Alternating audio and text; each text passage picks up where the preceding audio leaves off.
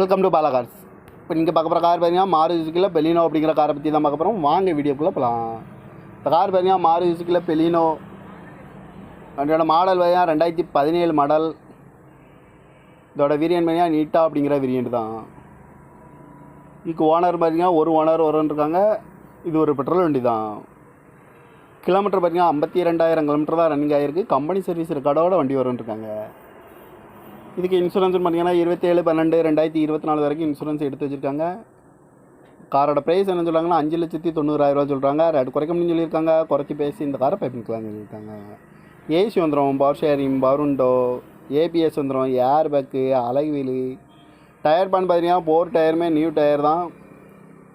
Car பார்க்கணும் இடங்கள் பார்த்தீங்கன்னா தர்சன் கார்ஸ் ஈரோடு அப்படிங்கிற இடத்துல தான் இந்த கார் பார்க்க முடியும்.